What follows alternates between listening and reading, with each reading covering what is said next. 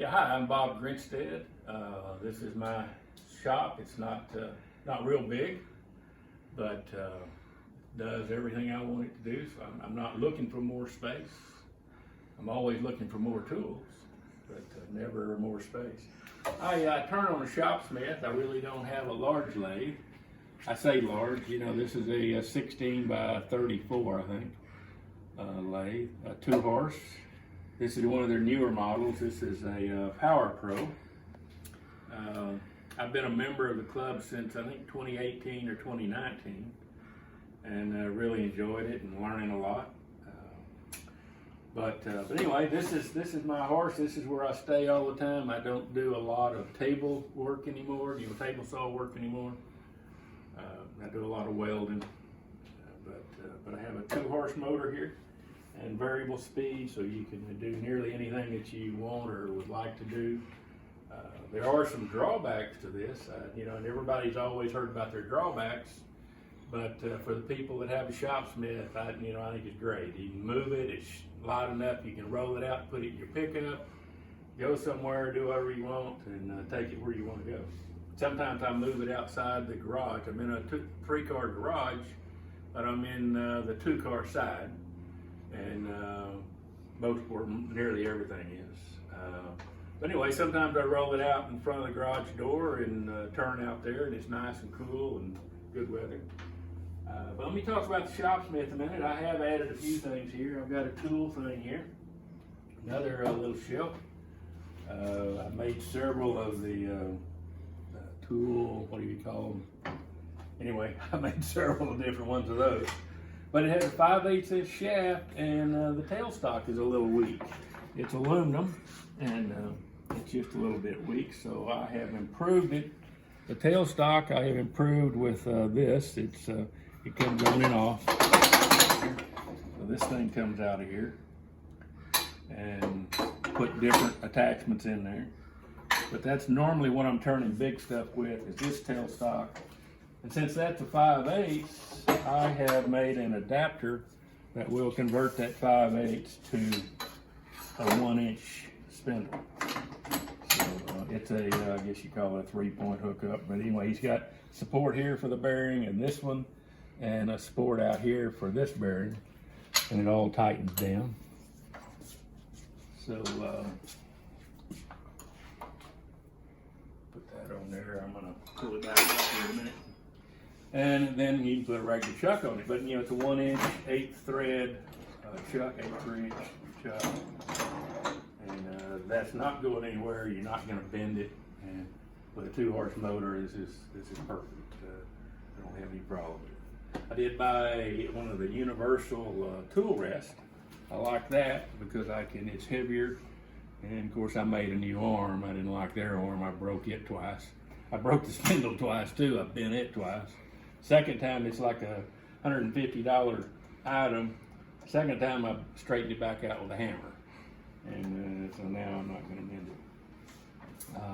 Add-ons here, it gets hot if you run it for a long time. Even the old one got hot, but the old one wasn't electronic. It was just a motor on a switch, Reeves drive, and but this one is electronically controlled. So I've had an add-on fan here that never gets hot anymore. And it just sits on here. It's really a blower with a filter, but it just sits in there and blows away. I never get it hot. Okay, I have several attachments. I've got a 4-inch joiner, a 1-inch sander, 6-inch sander, a jigsaw, and a planer. Let's go ahead and do the tool rack if you want to while you're here. I did make a tool rack. That works real well. It's just using the magnets that you get at home, Harbor Freight, to hold it on there, hold it on those cabinets. And it hasn't moved since I stuck it up there. They're pretty strong magnets. What else here? I've got a lathe duplicator up here at the top. I've got some different size things here so you can do spindle work. I've got a deal for a router. I've got string clamps. I don't know if y'all seen the string clamps or not, but these are great. I like string clamps better than anything else trying to tighten down segmented bowls, segmented rings. So those are cheap. They work great. They're perfect for that. I do have an index wheel. I've actually got 2 of these. I bought this one and it doesn't have enough holes in it, so then I bought a 192-inch aluminum one from I believe it's Chef Ware or something like that. But anyway, and they all fit on here. Of course, my vacuum cleaner, you need one of these if you have a shop vac. You need one of these on Ida systems. I think it's a Dust Deputy or something like that. But I put it on a cart where I can move it around and everything in one deal there. I like to make jigs, so I kind of ran out of room on the wall, so I made some portable walls here. I made some portable walls here that can roll in and out. They're on metal rollers, so they don't collapse on you. If you use the plastic rollers or anything plastic, we get the flat spot on it and breaks in a couple of years. What else here? All right, so I'm gonna change this a little bit. All this thing is configurable, so you can put anything, attachment, whatever you want on here, make your own attachments, is what I had done. So I have a belt sander that I'm gonna put on here and show you that. Because I think everybody, even on a regular lathe, you could use this. You could make your own just to fit on your Powermatic or whatever you have. So let me set that up. We're gonna stop a minute and set that up. All right, one of the add-ons I've done is made I guess it's a disc sander. Is that what they call these? Drum sander. Drum sander, there you go. Got to get me straight here, but it's a drum sander. Let me tighten this down and I'll turn it on for you.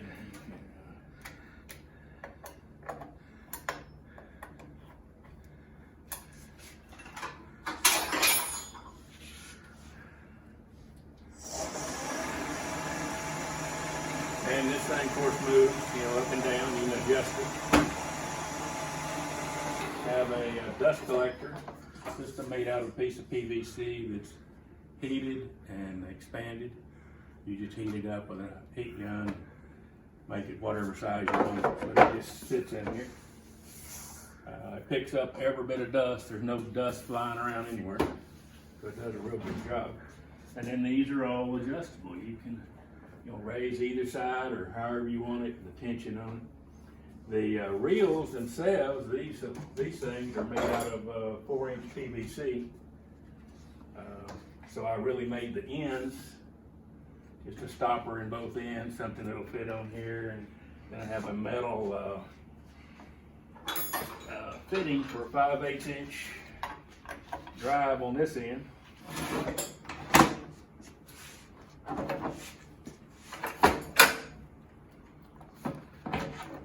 Show this. So I guess you netted all that. But anyway, this is the end. This is the drive end. It's a 5/8-inch shaft and coupling that's just welded onto a washer and screwed into the plug that I've got in here. I bought the Velcro and the sanding strips from Grizzly. Wasn't too expensive, and so that worked out great. But that does. It works great for me.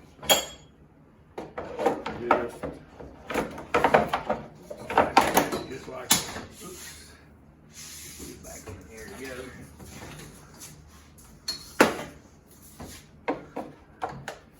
Just like that. I got a Craftsman drill press, a standalone. I have a Shopsmith bandsaw. It's a 6-inch by 11-inch throw on it. Which might be a little small, but I don't cut anything bigger than 6-inch blanks anyway. I usually cut them at 5 or 6, usually 5-inch blanks for the bowls. Anything deeper than that, and I really don't like them. People don't like a real big bowl. If I have big bowls, I can get rid of the littler bowls, 12-inch bowls, easier than I can a 16-inch bowl. People have more room for them, I guess. Clamps, I got lots of clamps. Lots of different things. I got flex shaft. I don't know if y'all ever had one of these, but These are great. I think that's a 1/4 inch and 1/4 inch spindle on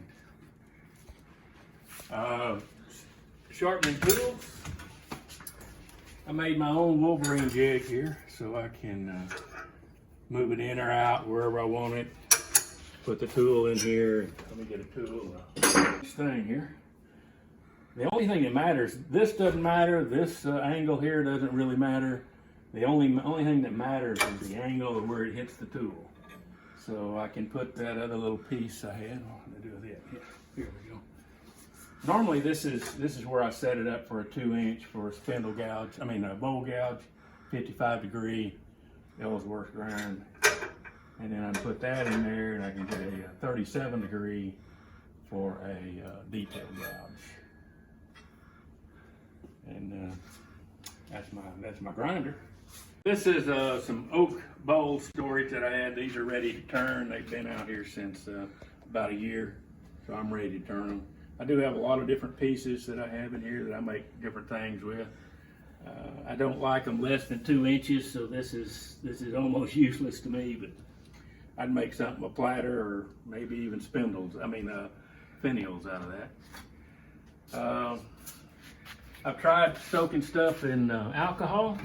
I don't know if y'all ever did that or not, but you take the green piece and you rough it out and soak it in denatured alcohol to let it dry out. It was okay, but I wasn't that impressed with it, so I don't use that anymore.